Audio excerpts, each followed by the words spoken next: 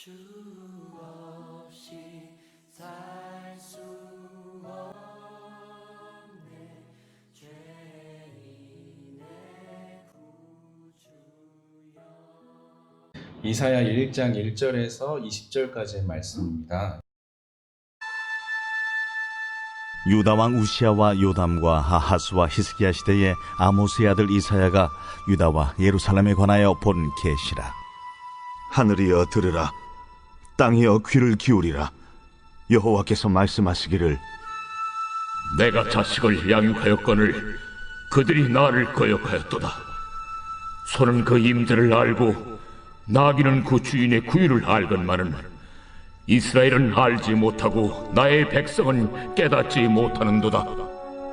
슬프다 범죄한 나라여, 허물진 백성이여, 행악의 종자여, 행위가 부패한 자식이로다. 그들이 여호와를 버리며 이스라엘의 거룩하신 이를 만홀히 여겨 멀리하고 물러갔도다. 너희가 어찌하여 매를 더 맞으려고 패역을 거듭하느냐. 온 머리는 병들었고 온 마음은 피곤하였으며 발바닥에서 머리까지 성한 곳이 없이 상한 것과 터진 것과 새로 맞은 흔적뿐이거늘 그것을 짜며 싸매며 기름으로 부드럽게 함을 받지 못하였도다. 너희의 땅은 황폐하였고 너희의 성읍들은 불에 탔고 너희의 토지는 너희 목전에서 이방인에게 삼켜졌으며 이방인에게 파교됨같이 황폐하였고 딸 시온은 포도원의 망대같이 참외밭의 원두막같이 애워싸인 성읍같이 겨우 남았도다. 만군의 여호와께서 우리를 위하여 생존자를 조금 남겨두지 아니하셨다면 우리가 소돔 같고 고모라 같았으리로다. 너희 소돔의 관원들아, 여호와의 말씀을 들을지어다. 너희 고모라의 백성아, 우리 하나님의 법에 귀를 기울일지어다. 여호와께서 말씀하시되, 너희의 무수한 재물이 내게 무엇이 유익하뇨? 나는 순양의 번제와 살찐 짐승의 기름에 배불렀고 나는 수송아지나 어린 양이나 순염소의 피를 기뻐하지 아니하노라. 너희가 내 앞에 보이러 오니 이것을 누가 너희에게 요구하였느냐? 내 마당만 밟을 뿐이니라. 헛된 재물을 다시 가져오지 말라. 분향은 내가 가증 여기는 바요, 월삭과 안식일과 대회로 모이는 것도 그러하니 성회와 아울러 악을 행하는 것을 내가 견디지 못하겠노라. 내 마음이 너희의 월삭과 정한 절기를 싫어하나니 그것이 내게 무거운 짐이라. 내가 지기에 곤비하였느니라. 너희가 손을 펼 때에 내가 내 눈을 너희에게서 가리고 너희가 많이 기도할지라도 내가 듣지 아니하리니 이는 너희의 손에 피가 가득함이라. 너희는 스스로 씻으며 스스로 깨끗하게 하여 내 목전에서 너희 악한 행실을 버리며 행악을 그치고 선행을 배우며 정의를 구하며 학대받는 자를 도와주며 고아를 위하여 신원하며 과부를 위하여 변호하라. 오라, 우리가 서로 변론하자. 너희의 죄가 주홍 같을지라도 눈같이 희어질 것이요 진홍같이 붉을지라도 양털같이 희게 되리라. 너희가 즐겨 순종하면 땅의 아름다운 소산을 먹을 것이요 너희가 거절하여 배반하면 칼에 삼켜지리라. 여호와의 입의 말씀이니라. 아멘. 우리 좌우 보시면서 당신의 미소는 세상에서 가장 아름다워요, 이렇게 함께 인사하도록 하겠습니다. 칭찬하도록 하겠습니다. 네, 당신의 미소는 세상에서 가장 아름답습니다. 네. 너무 아름답습니다. 감사합니다. 제가 지난 주일 저희 가족에게 있어서 좀 중요한 여정이 하나 있었습니다. 아마 저희 스토리교회 식구들 중에서는 아시는 분들도 계시겠지만 제가 지난주에 가족들과 함께 이제 예배를 마치고 지리산 여행을 다녀왔습니다. 지금 이 시기에 뱀사골에 발 담그러 간 건 아니고요. 네, 한 목사님을 뵙기 위해서 저희 가정이 가게 되었습니다. 그동안 저희 부부는 좀 앞으로 저희가 어떤 일들을 해야 할지, 그리고 또 어떤 부분에서 저희들이 사역해야 할지, 그리고 또 저희 개인적으로 어떠한 삶의 방식을 취해야 할지에 대해서 좀 고민하고 있었거든요. 근데 그러던 중에 어느 날 갑자기 지리산에서 연락이 온 거예요. 약간 부르심 비슷한 제안이 저희에게 왔습니다. 한마디로 말하자면 지리산에 와서 같이 일해보자는 그런 제안이었어요. 그래서 제가 이제 아내와 저희 아이들 봄과 여름이 같이 이제 지난 주일 예배를 마치고 이제 한 3시간 반, 4시간 정도를 걸쳐서 지리산에 가게 되었습니다. 가면서 이런 마음이 드는 거예요. 아, 우리 이러다가 산골짜기에 가서 살게 되는 거 아니야? 이제 이런 생각이 들면서 한편으로는 좀 걱정도 되지만 또 한편으로는 기대감을 가지고 그렇게 지리산으로 향했습니다. 다녀와서 어땠을까요? 저희가 너무 마음에 드는 거예요. 너무 마음에 들었습니다. 먼저는 그 지리산의 그 압도적인 그 풍경과 풍관이 저희 가족들을 사로잡았어요. 근데 이제 그것도 중요했지만 그보다 더 저희의 마음을 사로잡았던 건 뭐냐면 그동안 저희가 좀 기도하고 고민해 왔던 그 어떤 외적인 조건들, 그런 것들이 그곳에 다 있는 거예요. 다 준비되어 있는 거더라고요. 그래서 저희가 거기를 갔다 와서 한편으로 하나님께서 어떻게, 좀 과장을 보태자면 하나에서 10까지 다 그 저희가 고민했던 부분들이 있더라는 거죠. 그래서 한편으로 우리가 하나님께서 저희들의 길을 정말 인도하시는구나, 이런 마음을 가지고 또 기도하며 또 고심하였습니다. 이제 우리가 그것을 가야 될지 말아야 될지 고민했습니다. 결과를 말씀드리자면 어떻게 하게 됐을까요? 네, 앞으로도 스토리 교회 잘 나오게 되게 되었습니다. 저는 이제 스토리 교회를 너무 사랑하기 때문에 네, 앞으로도 스토리 교회에 계속 나오는 걸로 그렇게 얘기를 하였습니다. 그래서 저희들이 그렇게 다녀와서 아니 왜 그렇게 좋은 뭐 환경이라든지 조건들이 갖춰져 있었는데 왜 그런 결과를 내게 되었을까 이제 생각해 봤거든요. 사실 그곳에 계신 목사님은 굉장히 보통 분은 아니셨어요. 지리산의 토박이셨고요. 또 그곳에서 아주 오랫동안 그 지역에 있는 어떤 여성 이주민들이라든지 다문화 가족의 가족들이라든지 그리고 또 그 가족들의 아이들을 위해서 사역을 하셨던 분이셨습니다. 그래서 제가 또 현장에 가보니까 또 한옥으로 굉장히 멋지게 예배당을 지어 놓으셨어요. 그래서 제가 왜 한옥으로 예배당을 지으셨나 이렇게 여쭤보니까 그 지리산은 다 불교 문화권이지 않습니까? 그러다 보니까 교회를 지으면 이렇게 서양식으로 십자가를 걸고 교회를 지으면 그게 그 마을 사람들에겐 친숙한 것이 아니라는 거예요. 그래서 그 마을과 친숙하게 십자가를 내리고 건물도 서양식이 아니라 우리가 아는 그런 교회식이 아니라 한옥으로 이렇게 집을 지은 것을, 교회를 지은 것을 보게 되었습니다. 또 그 목사님께서는 농촌사회의 어떤 문화에 크게 이바지하였다는 것이 인정되어서 굉장히 큰 상도 나라에서 수상한 경력이 있더라고요. 그럼에도 불구하고 아니 왜 그런 모든 것이 다 갖춰져 있고 또 이런 훌륭한 분이신에도 불구하고 안 가게 되었나. 정말 신기하게도 저희가 불과 그 교회에 가기 한 달 반 전에 정말 신기하게도 그 교회에서 걸어서 조금만 가면 있는 어떤 숙소에서 저희가 묵은 적이 있었거든요. 그날도 저희가 지리산을 지나가다가 그곳에 우연히 그곳 숙소에서 묵게 됐는데 그 교회가 있는 마을이 바로 그 마을이었습니다. 그리고 그 게스트하우스와 교회가 아주 가까웠어요. 그래서 저희가 그런 고민이 드는 거예요, 문득.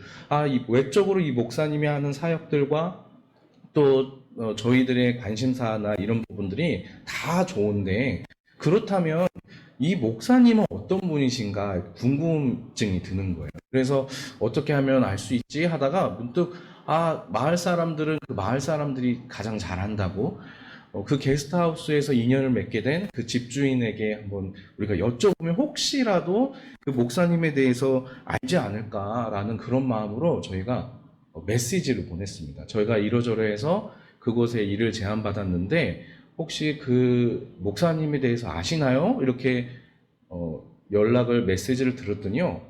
바로 전화가 왔어요. 넘습니다. 받았는데 그분이 그냥 이렇게 말씀하시는 거예요. 그 목사님은 마을에서 평판이 아주 안 좋은 분이세요. 이렇게 얘기를 하는 겁니다. 제가 너무너무 놀랐습니다. 사람이 좋은 점도 있고 안 좋은 점도 있잖아요. 그런데 그럴 수 있지만 그분에 대한 어떤 평가가 너무나 가혹했던 거예요. 그리고 그 다음에 이어지는 그분의 말은 저를 더 놀라게 했습니다. 또 이런 말씀을 하시는 거예요. 마을에서 그분과 교류하고 지내는 분들이 없다는 겁니다.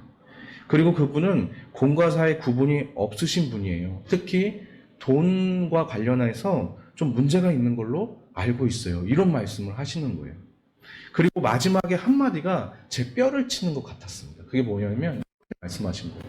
마을에서는 목사님 그렇게 하긴 하는데 하고 말 끝을 이렇게 흐리시는 거예요. 마을에서 제일 중요한 게 뭘까요? 제가 시골 마을에서 살아보지는 않았지만 아마 그 마을에서 제일 중요한 것은 함께 살아가는 사람들일 것입니다. 그런데 다른 사람도 아니고 목사님이 마을에서 그런 평가를 받고 있다는 사실에 저는 굉장히 큰 충격을 받았습니다.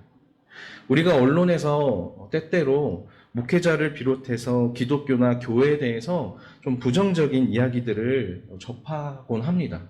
물론 그 모든 것이 공정하다라고 말할 수는 없겠죠. 그렇지만 대도심도 아니고 그 작은 시골 마을에서까지 목회자에 대한 평가가 이렇게 부정적이라는 사실에 대해서 이건 그냥 흘러들을 수 없겠다라는 생각이 들었습니다.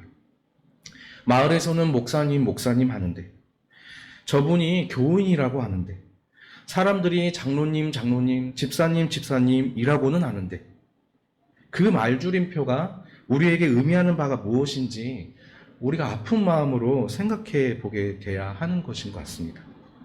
그 후 이따금씩 저에게는 이런 생각이 들었습니다.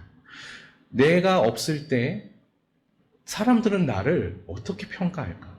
이런 생각이 드는 거예요. 그것은 단순히 사람들의 눈치를 보기 위해서가 아니라 내가 다른 사람들 앞에서 그 사람들에게 아름다운 모습으로 있었을까 아니면 눈살을 찌푸리게 하는 그런 사람으로 있었을까? 한번 진지하게 평가해야 하지 않겠나라는 그런 마음에서 생각해 보게 되었습니다. 우리가 그리스도인들이고 또 예수 그리스도의 제자이고 교인이라면 그에 걸맞는 향기도 나야 할 줄로 믿습니다. 우리가 오늘 함께 읽은 이 이사야 1장 1절에서 20절 말씀도 그런 맥락에서 우리가 한번 살펴볼 수 있을 것 같아요. 그 책을 구입하기 앞서서 이 책을 우리가 구입할까 말아야 할지 이제 결정할 때 가장 우리가 손쉽게 볼 수 있는 방법 중에 하나가 바로 머릿말을 읽어보는 것입니다.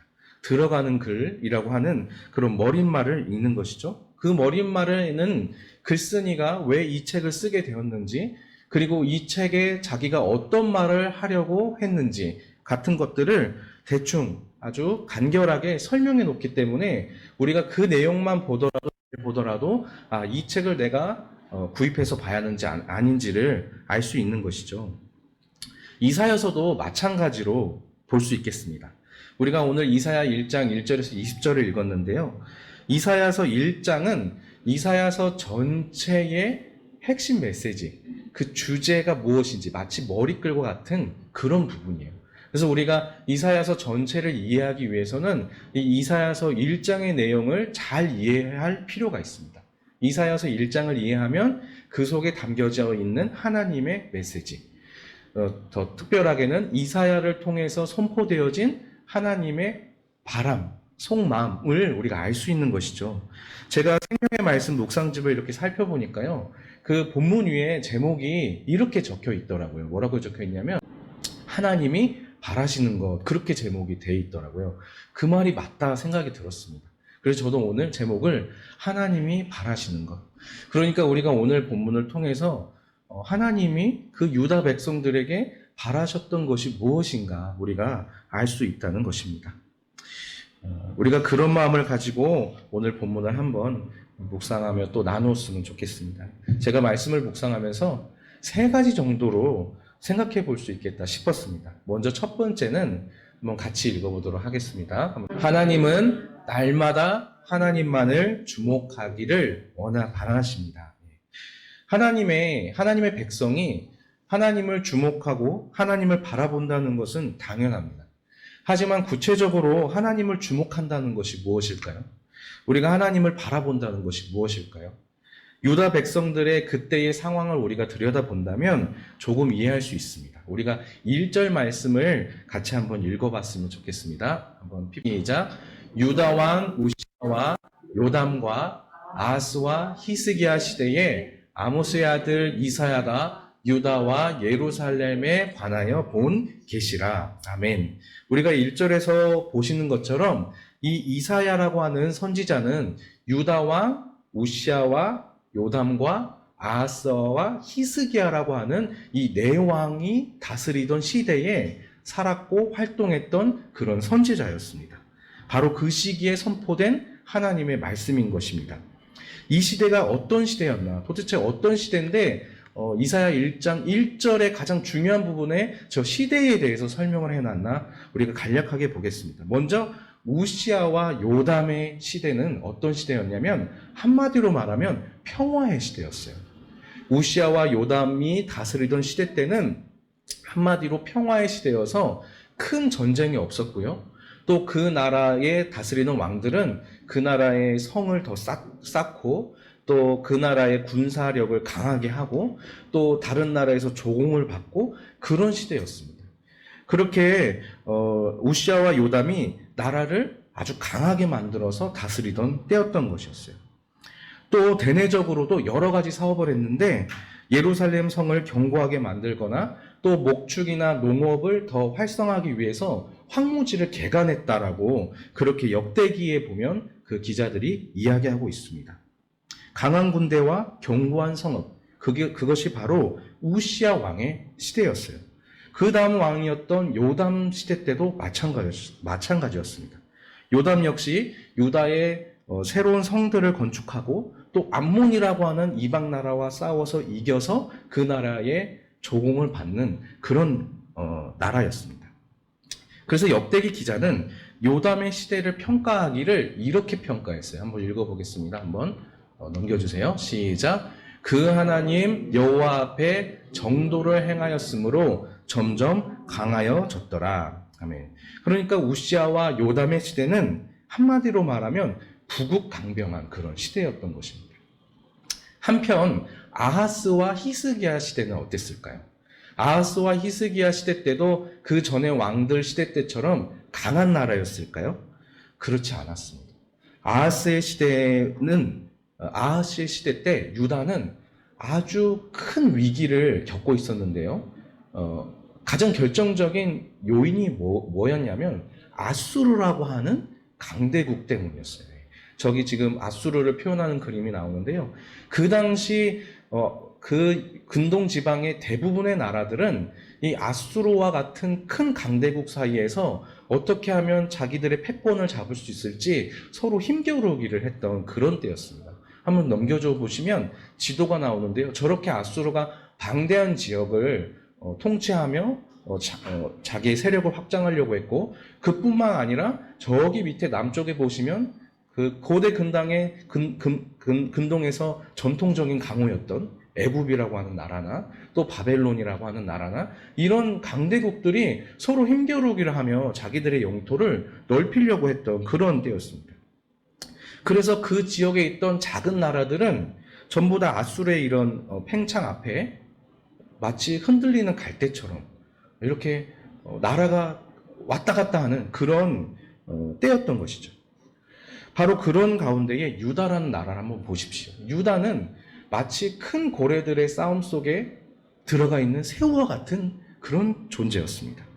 이런 격변하는 국가 정세 속에서 유다의 왕들은 하루에도 수없이 아수르에 우리가 고개를 숙여야 할지 아니면 아수르에 대항해서 그들과 대항한 군사들과 나라들과 동맹을 맺어야 할지 하루도 수없이 그 머리 싸움을 했던 것이에요. 그들은 때때로 아수르의 눈치를 살피며 조공을 바치기도 했고 때때로 아수르와 대항하는 다른 여러 나라들의 동맹에 참여해서 아수르를 배반하기도 했습니다. 이처럼 이사야가 활동했던 시기는 국가적으로 마치 온탕과 냉탕을 오가는 그런 격변의 때였어요. 부국강병했던 평화의 시대, 그 시대가 있었던 반면에 그 이후에 또 곧 나라가 망하기 직전에 그런 위기에 처했던 것입니다. 아마 유다의 상황을 누군가가 한마디로 표현한다면 이렇게 말할 것 같아요. 내가 왕년엔 말이야. 이렇게 아마 유다의 사람들이 말하지 않았을까요? 누구에게나 다 왕년이 있지 않습니까? 이것처럼 유다가 볼 때도 내가 과거에는 잘 나갔는데 지금은 이렇게 어려워, 이렇게 말할 것 같아요. 그런데 하나님도 그렇게 보셨을까? 그렇지 않았습니다. 하나님께서는 유다가 말하는 그런 왕년 때나 망하기 직전에 그런 지금과 같은 어려운 상황 때나 똑같은 평가를 내리시고 계십니다. 뭐라고 평가를 내리시냐? 하나님을 모르는 백성이다. 이렇게 평가하고 있는 거예요. 우리가 2절과 3절 말씀을 한번 읽어보도록 하겠습니다. 시작. 하늘이여 들으라. 땅이여 귀를 기울이라. 여호와께서 말씀하시기를 내가 자식을 양육하였거늘 그들이 나를 거역하였도다. 또 3절이요. 소는 그 임자를 알고 나귀는 그 주인의 구유를 알건만은 이스라엘은 알지 못하고 나의 백성은 깨닫지 못하는도다 하셨도다. 아멘. 하나님이 보시기에 이 유다 백성들은 끊임없이 스스로를 의지했던 그런 백성들이었어요. 우시아와 요담 시절엔 강한 군대와 풍요로움에 도취되어서 자기 스스로를 의지했습니다. 그래서 하나님을 만홀하게 여겼다. 그렇게 4절에서는 말하고 있어요. 또 아하스와 히스기야 시절에는 국가의 흥망성쇠를 하나님께 묻는 것처럼 보이지만 사실은 국제 상황에 따라서 힘 있는 나라의 빌부터 그 나라를 의지하며 스스로 살아갈 길을 도모했던 것입니다. 여러분, 제가 이 말씀을 묵상하면서 그런 생각이 들었습니다. 우리가 풍요로울 때 하나님을 잃어버리기 쉽습니다. 그런데 힘들고 어려울 때 역시 하나님을 잃어버리기 쉽다라는 것입니다. 우리는 상황과 환경에 따라서 잘 될 때는 스스로를 돌아보지 못하고 이것이 하나님의 은혜다 이렇게 덮어두기 쉽습니다. 또 우리가 잘 되지 않을 때는 우리의 살 길을 찾아서 이리저리 조급해하면서 이것이 하나님의 뜻이 아닌가 그렇게 자기 합리화를 할 때도 많더라는 것입니다. 유다 백성들처럼 말입니다. 그때마다 선지자들은 한결같이 외칩니다. 뭐라고 외치냐면 하나님을 바라보십시오. 이렇게 외치는 것입니다. 우리도 유다 백성들처럼 쉽게 하나님을 잊을 수 있습니다. 결국 중요한 것은 뭐냐면 날마다 떨리는 마음으로 하나님을 주목하는 삶일 것입니다. 우리가 얼마나 연약하고 악한지를 자각하고 날마다 하나님께 도움의 손길을 내미는 그 자세와 마음가짐이 우리에게 중요하다는 것입니다. 코로나19가 우리의 삶의 여러 가지 형태를 바꿔놓고 있죠. 코로나19로 인해서 또 앞으로 세상은 어떻게 될지 걱정하는 목소리가 참으로 많습니다. 어떻게 살아남을 수 있을까? 그런 고민들 참으로 많아요. 그건 교회들도 마찬가지인 것 같습니다. 하지만 우리에게 있어서 변하지 않는 사실 한 가지가 있습니다. 그건 뭐냐면 바로 우리 하나님께서는 여전히 이 세상의 주인이라는 사실입니다. 이 세상 만물의 주인 되신 하나님께서 여전히 이 세상 그리고 저와 여러분들을 당신의 그 크신 사랑 안에서 보살피고 계신다는 사실이에요. 우리가 그 사실 하나를 잊지 않는 것이 코로나19가 오든 안 오든 중요하다는 것입니다. 앞으로 어떻게 상황이 될지 우리는 알지 못하지만 변하지 않는 그 사실을 붙들고 걸어갈 때 우리에게 소망이 있다는 것입니다. 그리고 우리 공동체가 바로 그러한 믿음을 가지고 서로를 북돋아주고 또 서로에게 용기를 불어넣어줘야 할 줄로 믿습니다. 그 믿음의 끈이 우리를 동여매고 있을 때, 저와 여러분들 이 공동체를 동여매고 있을 때 우리는 상황과 환경에 관계없이 올라가는 것 같은 때나 내려가는 것 같은 때나 우리 주님께서 주시는 평안 가운데 바른 길로 걸어갈 수 있게 될 줄로 믿습니다. 하나님은 못된 습관을 버리고 정직한 삶으로 드리는 예배를 바라십니다. 유다는 날마다 하나님께 훌륭한 제사를 올려드렸다고 합니다. 11절에서 15절 사이를 보시면요, 유다 백성들이 얼마나 많은 제사와 제물을 하나님께 올려드렸는지를 우리가 짐작할 수 있습니다. 이렇게 유다가 풍성한 제사를 하나님께 드린 것을 보니까 이 시기가 아하스와 요람의 시기였구나, 우리가 그렇게 또 짐작할 수도 있겠습니다. 근데 이 제물이, 하나님께 드린 제물이 그냥 제물이 아니었어요. 살지고 기름진 짐승들이었습니다. 또 13절에도 보면 이 유다 백성들이 월삭과 안식일 등 정한 절기를 빠짐없이 지켜왔다고 그렇게 기록하고 있어요. 우리가 이것을 통해 알 수 있는 게 뭐냐면, 유다 백성들이 얼마나 하나님 앞에서 양적으로나 또 질적으로나 정성을 쏟았는지를 우리가 알 수 있습니다. 그런데 하나님께서는 이 모든 것을 어떻게 하셨을까요? 거절하셨습니다. 심지어는 싫어하시고 미워하신다고 말씀하셨습니다. 14절에 보면 그런 모든 제사와 절기들이 하나님 보시기에 무거운 짐 같다, 내가 곤비하다, 이렇게 말하고 있어요. 현대인의 성경에 제가 보니까요, 이렇게 되어 있습니다. 그 제사를 내가 감당하기에 이제 내가 지쳤다, 이렇게 되어 있습니다. 하나님께서 너무 기름진 것을 많이 드셔서 이제 너무 배가 불러서 이제 그만하면 됐어, 이렇게 말씀하는 것일까요? 그렇지 않죠. 하나님께서 이렇게 백성들의 제사를 거부하셨던 까닭은 명확합니다. 제사를 드리는 그 손으로 더불어 악을 행하였기 때문입니다. 우리가 15절 말씀을 한번 읽어보도록 하겠습니다. 시작. 너희가 손을 펼 때에 내가 내 눈을 너희에게서 가리고 너희가 많이 기도할지라도 내가 듣지 아니하리니 이는 너희의 손에 피가 가득함이라. 이것이 바로 이스라엘, 유다 백성들의 고질적인 죄악이었습니다. 여러분, 전통적으로 이스라엘의 죄악의 핵심은 무엇이냐면 하나님을 경외하지 않음이 아닙니다. 핵심적인 죄악은 하나님을 더불어 우상을 섬겼다는 것이 있습니다.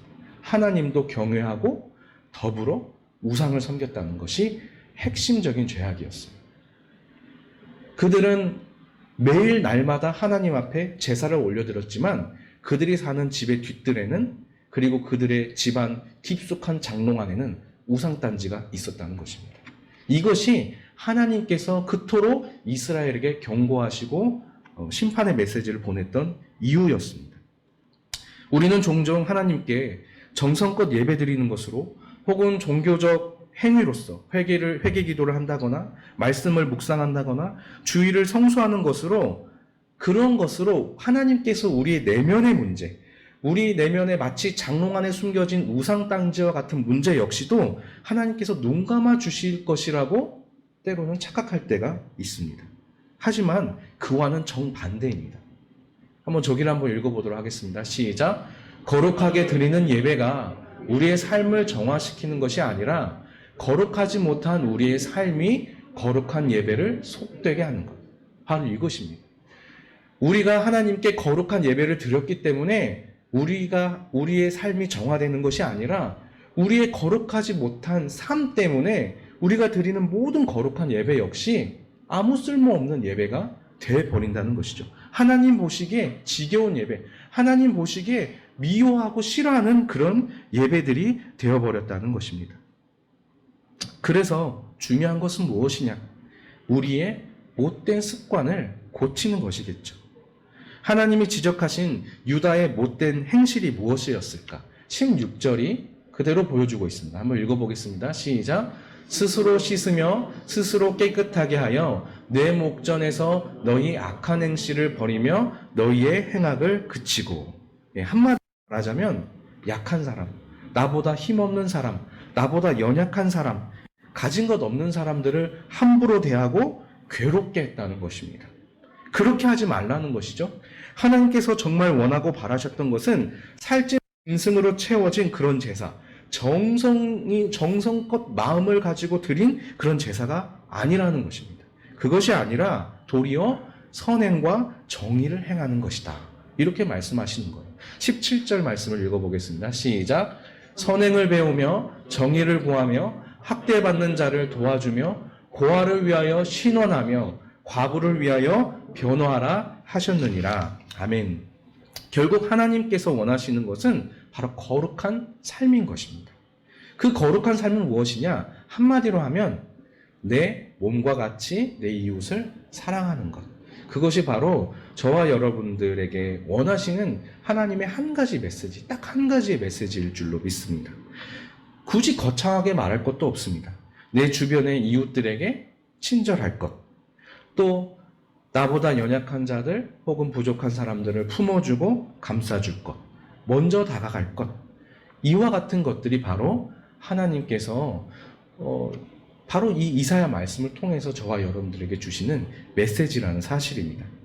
그런 점에서 코로나19로 인해서 예배를 제외한 모임이 금지된 데에 대해서 지금 여러 교회들이 격양된 반응을 보이고 있잖아요. 아까 목사님도 말씀하셨지만 예배라는 것은 굉장히 소중합니다. 그렇지만 우리가 예배 모임과 종교 의식은 대단히 소중하다고 여기면서 다른 사람들에게 피해를 끼치고 걱정거리와 우려가 되기를 자처한다면 과연 그것이 하나님이 기뻐하시는 것인가 깊이 생각해 봐야 할 문제입니다.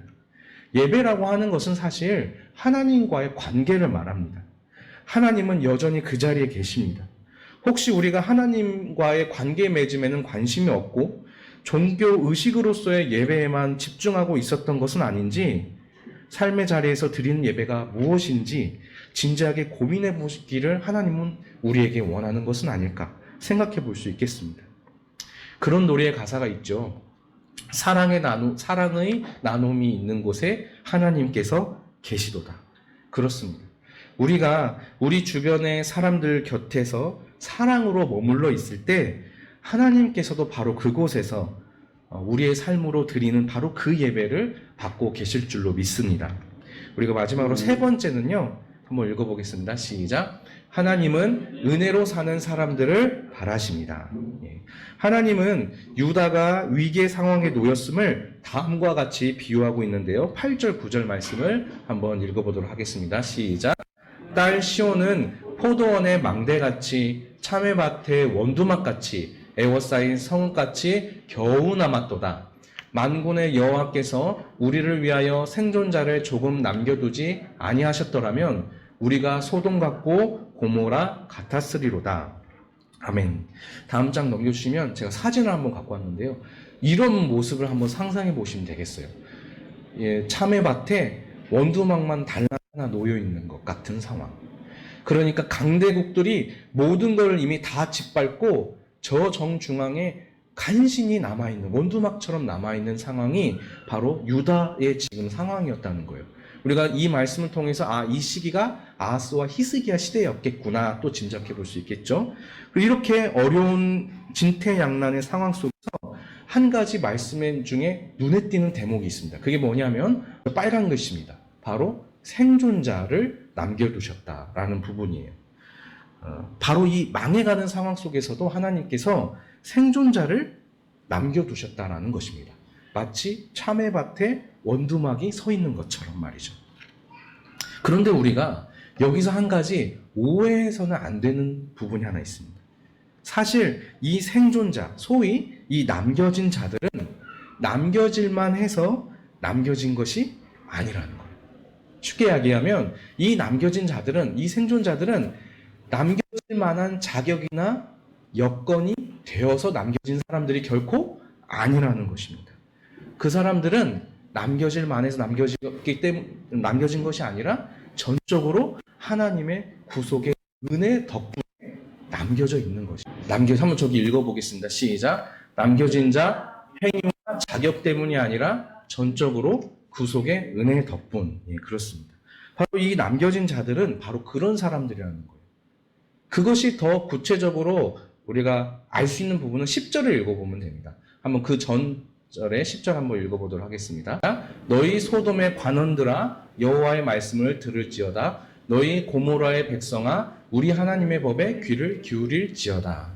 그겁니다. 9절에서 하나님께서는 이 생존자들, 남겨진 자들이라고 했는데 10절에 와서 바로 그런 사람들을 뭐라고 하냐면 소돔의 관원들, 너희 고모라의 백성들아 이렇게 얘기한 거예요.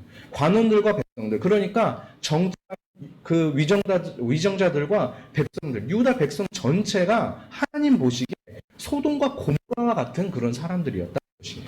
그런데 그런 자격 없는 사람들이었지만 하나님 그 가운데 사람들을 남겨두셨다는 것입니다. 우리가 이것을 가지고 생각해 볼 것은 무엇이냐면, 남겨진 자들이 전적으로 하나님의 구속의 은혜 덕분에 남겨졌다는 사실이에요. 세상이 위기이고 교회가 위기라고 합니다. 그런데 그 가운데 여전히 우리는 괜찮을 거야. 하나님께서는 우리를 지켜주실 거야. 우리는 그 중에서도 하나님께서 우리를 남겨주실 거야. 우리를 남게 하실 거야. 그런 믿음만으로 우리 스스로를 위안해서는 안 된다는 것입니다. 만약에 우리가 이 시대에 지금 여기 남겨져 있다면, 남겨진 사람이라면 그것은 우리의 성과나 우리가 그럴 만한 자격 요건이 채워져 있기 때문이 아니라 전적으로 하나님의 은혜, 예수 그리스도의 피값으로 인한 그 구속임을 기억하고, 그것이 우리에게 주시는 특권임과 동시에 우리에게 주시는 막중한 책임이다라는 사실 역시도 기억해야 할 것입니다. 은혜로 살아가야 한다는 것은 바로 그런 것일 것입니다. 주신 은혜에 감격하면서 하나님께서 내게 요구하시는 그 책임이 무엇인지, 구체적으로 내 삶에서 바꾸길 원하시는 그 습관들은 무엇인지, 그것을 마치 심판대에 선 것처럼 두렵고 떨리는 마음으로 바꾸어 나가는 그런 그리스도인의 삶이 바로 저와 여러분들의 삶이 되어야 한다는 것을 오늘 이사야 말씀을 통해서 하나님께서 말씀하실 줄로 믿습니다. 여전히 우리가 코로나19 시대를 살아가고 있습니다. 또 우리 앞에 닥쳐올 세상은 우리가 본 적이 없는 세상일지 모릅니다. 하지만 그 가운데 우리에게 주시는 하나님의 바람이 무엇인지, 하나님이 우리에게 바라시는 것이 무엇인지, 그것을 한번 우리 스스로를 곰곰이 다시 돌아보면서 오늘 주신 말씀처럼 우리 자신이 정직한 삶의 걸음을 걸을 수 있는, 우리가 각자의 삶 속에서 우리가 어떻게 하면 하나님 앞에 정직한 삶의 예배를 드릴 수 있을지 고민하며 걸어갈 수 있는 저와 여러분들 그런 한 주가 될 수 있기를 소망해 봅니다. 함께 기도하겠습니다. 하나님 고맙습니다. 오늘 이사야 말씀을 통해서 하나님께서 바라시는 것이 무엇인지 우리에게 그 실마리를 주심에 감사드립니다. 하나님, 어려운 때일수록 우리가 주변을 흘겨보는 것이 아니라 사실 그것 가운데에 하나님께서 우리에게 원하시는 것이 무엇인지 정직하게 자신을 되돌아볼 수 있는 스토리교회 성도들, 저와 여러분들 다 될 수 있도록 주님 인도하여 주시옵소서. 하나님, 우리가 하나님께 외식으로 예배하진 않았는지 되돌아봅니다. 우리가 우리의 삶은 그대로 둔 채, 우리의 장롱 속에 우상 단지를 그대로 둔 채 하나님 앞에 나온 것은 아닌지 우리 스스로를 다시 한번 되돌아봅니다. 이번 한 주간 우리가 주님의 마음을 헤아려 정직한 걸음을 한 걸음이라도 걸어갈 수 있도록 저와 우리 모두에게 힘을 더하여 주시기를 소망합니다. 드리며 예수 그리스도의 이름으로 기도합니다. 아멘. 주 없이 살